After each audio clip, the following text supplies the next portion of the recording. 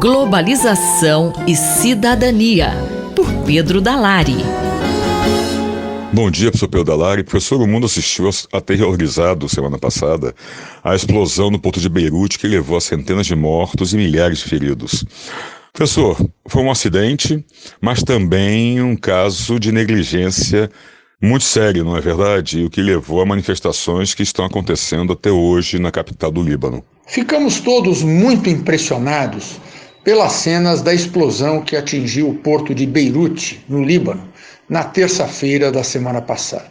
Até agora são 220 mortos, 7.000 feridos e 110 desaparecidos que se encontram sob os escombros ou foram atirados ao mar pela força da detonação. Isto tudo sem falar em milhares de desabrigados e bairros inteiros destruídos. Ficou evidente no episódio a negligência das autoridades públicas e do governo do Líbano, já que a enorme dimensão da explosão só foi possível pelo acondicionamento irregular de quantidades expressivas de produtos muito perigosos. Após um período áureo nas décadas de 1950 e 1960, uma guerra civil terrível atingiu o Líbano entre 1975 e 1990.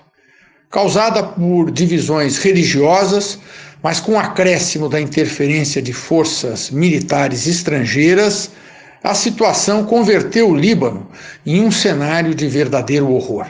E até hoje, mesmo superada a guerra civil, a fragilidade política é evidente. Num acordo que vai se mantendo, por exemplo, o presidente tem que ser necessariamente um cristão, o primeiro-ministro um muçulmano sunita e o presidente do parlamento um muçulmano xiita. Mas as manifestações atuais vão além da divisão religiosa, não é verdade, professor? Mas as atuais manifestações que vêm ocorrendo em Beirute e em outras cidades do Líbano contra o governo e as autoridades públicas não guardam com esse cenário de divisão religiosa e se voltam contra as autoridades e as elites políticas de maneira geral e já levaram, inclusive, à queda do governo do Líbano, que terá que ser substituído na forma do sistema parlamentarista que vigora naquele país. As características das grandes manifestações que vêm ocorrendo no Líbano, manifestações populares, a tornam mais um capítulo da insurgência que vai se dando globalmente contra as elites políticas tradicionais. Sociedades com indivíduos mais informados e empoderados não aceitam mais a retórica da fatalidade e começam a cobrar maior responsabilidade por parte de seus governantes. Se cada sociedade, cada país tem suas especificidades, e evidentemente a situação do Líbano guarda relação com o episódio da explosão e com seu histórico, é possível identificar uma tendência global a um quadro de maior contestação social contra as elites políticas. No Brasil, isso se deu a partir das grandes manifestações sociais de 2013, que fragilizaram de maneira muito drástica os partidos que até então dominavam a cena política brasileira, o PSDB e o PT. Em vários países do mundo vêm ocorrendo situações análogas. As manifestações dos chamados coletes amarelos na França no ano passado são um bom exemplo. No último final de semana, essas manifestações ocorreram na Belarus contra o ditador local que tenta e aparentemente conseguiu mais uma vez se perpetuar através de reeleições em processos fraudulentos à frente do governo daquele país. Assim, no Líbano, o que a explosão desencadeou é uma manifestação social que guarda muita relação com essa perspectiva global em que as sociedades se mobilizam para contestar elites políticas tradicionais que não se sintonizam com os desejos das populações que governam. Esse foi o professor Pedro Dalari que falou com Marcelo Hollenberg para a Rádio USP. Globalização e Cidadania, por Pedro Dalari. Ética e Política, por Renato Janine Ribeiro. Professor Janine, na última semana nós tivemos 2 casos de preconceito, um contra um trabalhador de aplicativo de entrega em um condomínio fechado em São Paulo e outro contra um rapaz negro em um shopping do Rio de Janeiro. Qual a sua análise desses 2 casos? Infelizmente, o preconceito no Brasil, preconceito em parte racial, em parte social, preconceito de brancos contra negros, de classe média e ricos contra pobres, parece que só faz crescer. Nós temos visto isso constantemente. O próprio desembargador multado em Santos, depois de ofender o guarda municipal, é um exemplo disso, um exemplo desse preconceito. Eu sou mais que você porque eu falo francês, você não fala francês, o que obviamente não tem pé nem cabeça. O caso da pessoa que se diz engenheira química no Rio, que desqualificou a palavra cidadão, me parece que significa isso mais que tudo. Quer dizer, cidadão não, engenheiro civil formado, diz ela. Já tratei desse assunto, mas num regime democrático todos são cidadãos, todos são iguais, ninguém é superior ao outro perante a lei. Aqui o que temos é exatamente o oposto, pessoas que humilham outras, que ofendem e dizendo que tem dinheiro, que eu pago o seu salário, ganho muito mais que você, sou rico. Existe uma falta de vergonha total e o que me espanta é que algumas dessas pessoas viajaram para o exterior, estiveram na Europa, estiveram pelo menos em Miami e acredito que elas perceberam que nesses lugares, se elas agissem assim com algum cidadão daquele país, em algum comércio, elas provavelmente pagariam caro por isso. É bem provável que fossem presas e deportadas com um carimbo dizendo nunca mais entram nos Estados Unidos, nunca mais entram na França. Então é curioso que justamente a vaidade que se expressa numa pessoa que diz eu falo francês e você não, pouco importante se o francês dele é bom ou não, essa vaidade vem junto com um desconhecimento total do que há de mais importante nessas culturas que falam francês, que falam inglês, que falam alemão, que falam português também, porque em Portugal um tipo de conduta desse dificilmente seria tolerado como é tolerado no Brasil. A razão é muito simples, o Brasil tem incrustado no seu DNA histórico o preconceito, a desigualdade, a humilhação do mais pobre. Seja pela pele, seja pela simples função, pelo simples papel, ele é considerado alguém que pode ser humilhado à vontade. E o que eu quero observar também, uma observação que eu devo ao Dr. Alexei Dodzuoski, que foi meu orientando de doutorado e mestrado, é que então, quando essas bobagens, esses crimes são cometidos por gente branca e com dinheiro, prontamente surge o atestado médico, ou pelo menos a alusão ao atestado médico. Prontamente se diz que a pessoa estava desequilibrada, que a pessoa estava passando um momento ruim, que estava tomando remédio de tarja preta, deixou de tomar, que a pessoa, enfim, tem um desequilíbrio mental. Quer dizer, passa-se pano nisso com uma facilidade gigantesca. Eu repito, na Europa ou nos Estados Unidos essas condutas seriam punidas, e punidas provavelmente com a expulsão do país ou até com uma pena de prisão ou pecuniária. Como mudar essas situações, visto que elas ainda são rotina em nossa sociedade? A gente vê que nesses casos a polícia tratou o morador de um condomínio de luxo de São Paulo, o desembargador na praia, tratou com toda decência, com toda delicadeza, com toda educação, como deveria tratar todo mundo, aliás. Contudo, fica sempre a suspeita, será que se fosse um negro, será que se fosse um favelado, se dirigisse nesses termos à polícia, sobraria algum dente nessa pessoa? Será? Então, nós precisamos ter medidas severas. No caso do desembargador, passado um mês ele está reincidindo. Não aconteceu nada com ele até agora. Então, o que tem que ser feito? Tem que haver a denúncia que está havendo, tem que haver a repulsa que a opinião pública está vendo, mas as instituições do Estado têm que cumprir o seu papel. O que nós temos hoje no Brasil é um Estado que falha muito no cumprimento do seu papel, no tocante à desigualdade social, no tocante ao combate à miséria, que é tudo junto. Se você não combater a miséria, você vai naturalizá-la e vai aceitar que o miserável seja menos do que quem tem dinheiro, do que tem poder. Isso é inadmissível. Não pode continuar assim. O professor Renato Janine Ribeiro conversou comigo, Valéria Dias, para a Rádio USP. Ética e Política, por Renato Janine Ribeiro. Reflexão Econômica, por Luciano Nakabashi. Professor, o que os indicadores econômicos de julho apontam? Quando a gente olha alguns indicadores de julho, eles apontam para um processo de retomada mais rápida do que a gente estava esperando.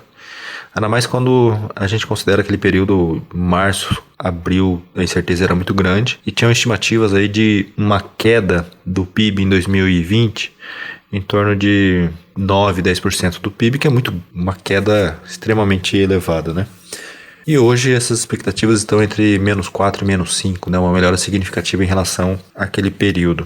Essas expectativas, né, de uma retração bem menor estão relacionadas a esses indicadores que têm saído a partir de maio, principalmente junho e julho, que aí apontam esse processo de retomada, uma retomada mais rápida, né, do que a gente estava esperando. Por exemplo, tem os indicadores do Google sobre locomoção das pessoas de casa para o trabalho, né, aumentou de forma significativa. Ele hoje está somente 1% abaixo da média anterior a março, ou seja, anterior àquele período de pandemia. Então as pessoas de fato estão se locomovendo mais, indo mais para o trabalho, que é o indicativo da retomada da atividade econômica. A gente percebe uma retração significativa da capacidade ociosa, principalmente da indústria.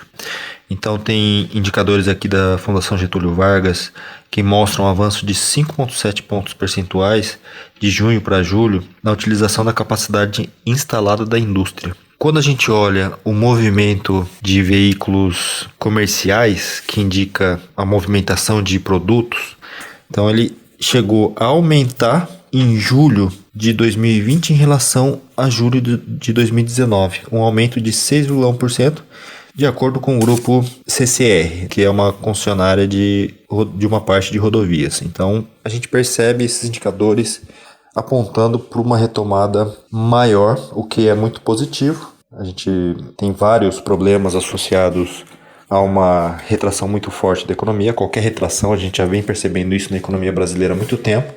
Então, esses indicadores, eles acabam dando um alento num cenário que era muito negativo no começo da pandemia, quando a pandemia começou a afetar a economia brasileira. E qual a expectativa em relação a essa manutenção do nível de atividade econômica? Tem vários economistas, vários analistas econômicos que estão apontando para uma retomada em V, né? Que o PIB cai rapidamente, o nível de atividade cai rapidamente, mas também retoma rapidamente. Eu ainda acho que é cedo para a gente estar falando de uma retomada em V. Esse problema da pandemia é complicado, mesmo que a gente fale de uma retração da economia de 4% em 2020, é uma retração extremamente forte do nível de atividade. É claro que é relacionado à pandemia, mas isso acaba trazendo efeitos colaterais. A gente percebe o grande aumento na taxa de desemprego, principalmente, né, um aumento nas pessoas não economicamente ativas, ou seja, que não estão ocupadas e não estão procurando emprego, que reflete um mercado de trabalho muito ruim. Várias empresas, principalmente do setor de serviços, mas em diferentes setores da economia, com dificuldades financeiras, entrando em falência, né, ou pedido de recuperação judicial, o que pode prolongar, o que deve, na verdade, prolongar esse período recessivo, levando a uma retomada um pouco mais lenta. Então ainda acho que existem vários problemas para a gente pensar que pode retardar esse processo de retomada, o que significa que não seria uma retomada em V. Talvez mais rápido do que certamente a gente estava esperando lá no começo do ano, mas também não tão rápido assim. Eu acho que é um problema significativo que a gente tem enfrentado, essa questão do Covid-19. Enquanto o vírus estiver por aí, né, isso vai estar afetando o nível de atividade econômica. E o que a gente tem que pensar também é que todo esse efeito tem pressionado os gastos do governo e, consequentemente, a dívida em relação ao PIB. Então, para que essa retomada de fato seja mais sustentável, não adianta nada a gente crescer agora e depois já ter um problema lá na frente, é a sustentabilidade das contas públicas, principalmente do governo federal, mas de todas as esferas, principalmente o governo federal, depois governos estaduais e depois os municipais. Então é importante, é fundamental isso, né, essa sustentabilidade para que a economia possa de fato retomar, presenciar uma retomada de forma mais sustentável. Então, para isso, né, a gente precisa ainda pensar naquela trajetória de reformas que a gente vem batendo ao longo desse espaço. O professor Luciano Nakabashi, da FEA-USP Ribeirão, conversou com Gabriel Soares para a Rádio USP. Reflexão Econômica, por Luciano Nakabashi. Na cultura, o centro está em toda parte. por Martin Grossmann. Professor, como o senhor está observando este momento na cultura? Leila e ouvintes da Rádio USP, impressiona de fato imagens que vêm sendo recorrentemente exploradas pelas mídias, né? Seja nos jornais de grande circulação, na televisão, na internet, de salas de espetáculo, salas de concertos, cinemas e até museus completamente vazios, né? Isso se dá num momento particular, ou nesse momento que há uma grande expectativa de retomada das atividades, né? Mesmo quando pensamos na cidade de São Paulo, né? Por que shopping centers abriram antes de museus, né? Fica aí uma questão, mas o que eu gostaria de explorar nessa coluna é esse vazio que se apresenta nessas fotos, né? Que vazio é esse, né? Aonde está? Não é só perguntar, claro que sabemos onde está a plateia que está em casa ou impedida de frequentar esses espaços, por boas razões, mas o que é esse vazio, né? E como podemos qualificar esse vazio?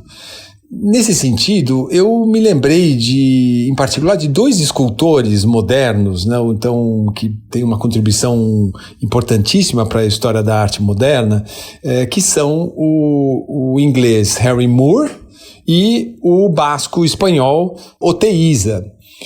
Porque nas suas obras, essa relação com o vazio é fundamental. E por que é fundamental? Porque eles começam a explorar, seja de forma figurativa, no caso do Harry Moore, em alguns casos, mas também de forma mais abstrata, né?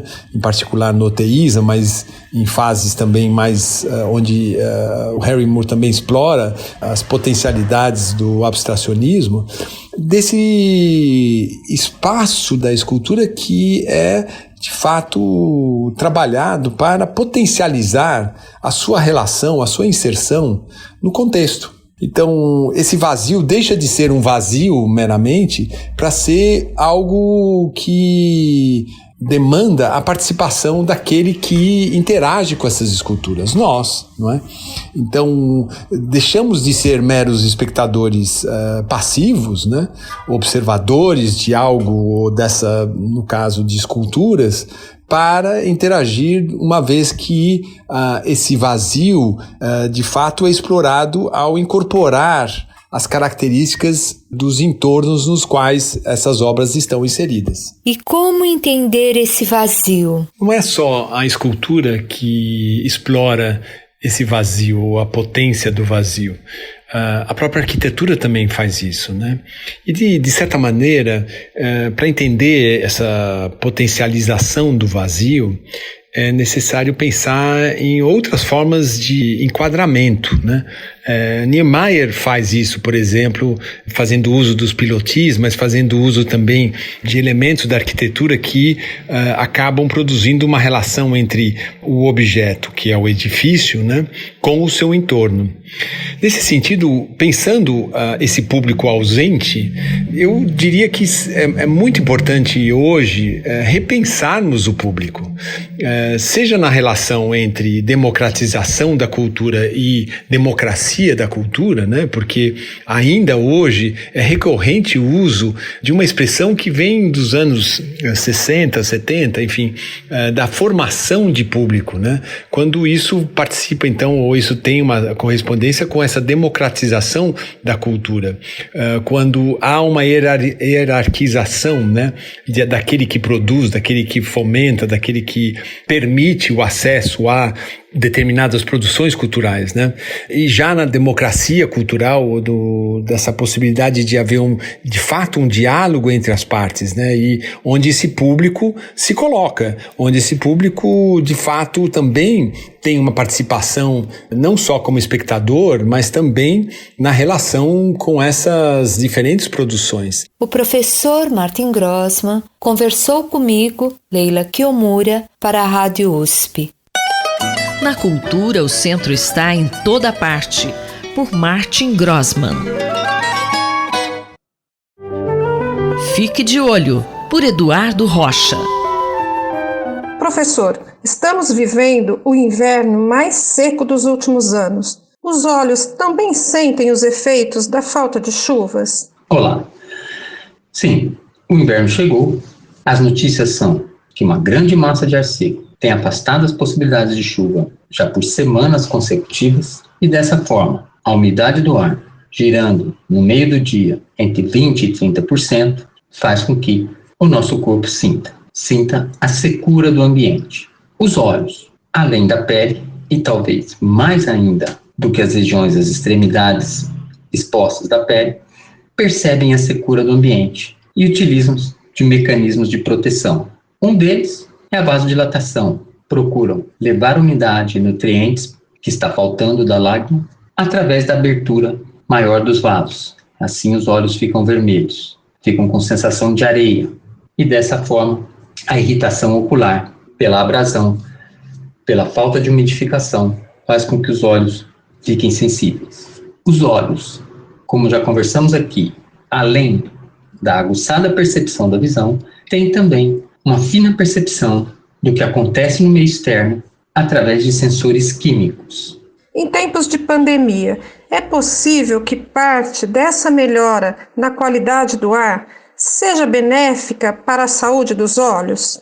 Muitas pessoas observaram o céu mais azul, menos embaçamento no horizonte, indicando que o ar está mais puro, que menos partículas suspensas estão presentes. E dessa forma também os olhos, como sensores químicos, é possível que notem e, entre aspas, reclamem menos desse período de secura que muitas vezes se associa também a um excesso de material particulado na atmosfera.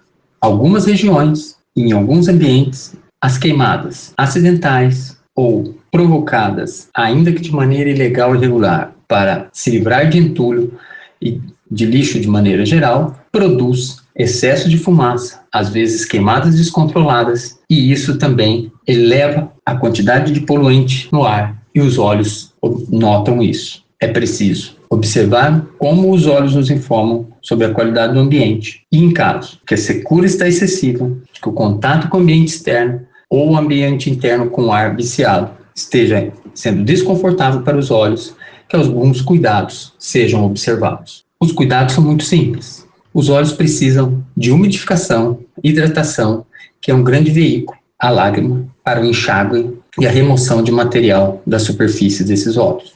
Dessa forma, uma boa hidratação física, através da ingesta de água, tomar água, observar os períodos e não esquecer de se hidratar ao longo do dia, além de, em algumas situações, colírios lubrificantes, que são não mais do que agentes para o conforto, não são remédios, chamados também de lágrimas artificiais, podem ser úteis nesse período de inverno, de tempo seco, em algumas regiões que ainda enfrentam o excesso de material particulado suspenso na atmosfera. Muito obrigado. Acabamos de ouvir o professor Eduardo Rocha, da Faculdade de Medicina da USP em Ribeirão Preto. Até a próxima edição. Rosimeire Talamone para a Rádio USP. Fique de olho, por Eduardo Rocha. Ciência e cientistas, com Paulo Nussensweig. Professor, o dirigismo na pós-graduação traz riscos para a pesquisa científica? Caro Júlio, caras e caros ouvintes, antes de mais nada, quero expressar aqui o meu pesar pela triste marca atingida nesse fim de semana de 100 mil óbitos oficialmente atribuídos à Covid-19. Lamento, sobretudo, que muitas dessas vidas poderiam ter sido salvas se as recomendações da Organização Mundial da Saúde, com base na melhor informação disponível, tivessem sido seguidas pelo governo federal. Como cientista e como cidadão, sinto ser meu dever insistir que políticas públicas precisam ser baseadas em evidências. Quero falar hoje de uma decisão recente da Fundação Nacional de Apoio à Ciência dos Estados Unidos, a NSF, que tem gerado reações muito negativas. No dia 6 de agosto, Giuliana Viglione escreveu a respeito na Nature. A NSF resolveu anunciar que seu programa de bolsas de pós-graduação em Ciências, Tecnologia, Engenharias e Matemática, STEM na sigla em inglês, teria foco em 3 áreas ligadas à computação: inteligência artificial, ciência da informação quântica e pesquisas com forte componente computacional. Os sinais de alarme devem-se à missão da agência, primordialmente voltada a financiar a ciência básica, as pesquisas motivadas por curiosidade, sem preocupação com aplicações imediatas. O anúncio recente soma-se a outras iniciativas, como a legislação proposta com apoio bipartidário no Congresso americano para aumentar o orçamento da agência em 100 bilhões de dólares nos próximos 5 anos, mas transformando a agência em fundação de apoio à ciência e tecnologia. O novo aporte seria destinado ao desenvolvimento de tecnologia e não à ciência básica. Já discuti aqui os perigos de tentativas de dirigismo na ciência, sobre os riscos de se exercer controle excessivo sobre as áreas de pesquisa da comunidade acadêmica e, em especial, ao financiamento destinado à formação de jovens cientistas. Quero deixar claro que não tenho nada contra iniciativas focadas em determinadas áreas, com a criação de programas especiais de incentivo para coordenar esforços existentes em áreas cujo desenvolvimento permite prever retornos econômicos e sociais. Pretendo, inclusive, abordar o assunto numa coluna futura. Mas, nesse caso, trata-se de desvirtuar um programa existente, com tradição consolidada, reduzindo as oportunidades àqueles que necessitam de liberdade acadêmica para encontrar caminhos inusitados e frutíferos. Os objetivos do programa de bolsas da NSF são 1. Selecionar, reconhecer e financiar indivíduos em início de carreira que tenham demonstrado o potencial de se tornarem cientistas e engenheiros de grande sucesso. 2. Aumentar a participação de grupos subrepresentados em ciências e engenharias, incluindo mulheres, minorias, pessoas com necessidades especiais e veteranos de guerra. Ao buscar direcionar os candidatos para certas áreas, o programa deturpa o primeiro objetivo, de selecionar os jovens mais talentosos, buscando-lhes impor os temas de pesquisa. A própria NSF parece não ter clareza do que significa o foco mencionado, pois em e-mail enviado à revista Nature, um porta-voz da agência disse que não há intenção de excluir áreas, apenas sinalizar a importância das áreas em foco e encorajar candidaturas nessas áreas. O foco em determinadas áreas também tem implicações no segundo objetivo, de aumentar a participação de grupos subrepresentados? Sim. Em primeiro lugar, ao enfatizar a computação intensiva como requisito para a concessão dos financiamentos, uma consequência imediata é o favorecimento de instituições mais consolidadas, com infraestrutura de pesquisa de última geração. A tendência é que jovens de instituições menores fiquem desestimulados para apresentar suas candidaturas. Mas há evidências ainda mais contundentes. Em 2019, uma equipe dos Institutos Nacionais de Saúde, NIH em inglês, estudou os efeitos que levavam às maiores diferenças nas taxas de sucesso para a obtenção de financiamentos entre pesquisadores brancos e negros. Concluíram que a escolha do tópico sozinha correspondia a 20% da diferença, descontando múltiplas variáveis. O trabalho foi publicado em Science Advances em outubro do ano passado. A subrepresentação já existente em determinadas áreas tende a aumentar a dificuldade para ser vencida, possivelmente pela falta de exemplos de lideranças inspiradoras. O conjunto de candidatos também pode ser especialmente pequeno. Em 2016, menos de 20% dos graduados em ciência de computação eram mulheres, negros ou latinos. Oportunidades de financiamento para a formação na pós-graduação devem ser as mais abertas possíveis. Como um ex-bolsista da NSF disse, a última coisa que queremos ver é alguma ou algum jovem cientista de muito talento ler o edital e concluir: isso não é para mim. Paulo Nussensweig falou comigo, Júlio Bernardes, para a Rádio USP. Ciência e Cientistas, com Paulo Nussensweig.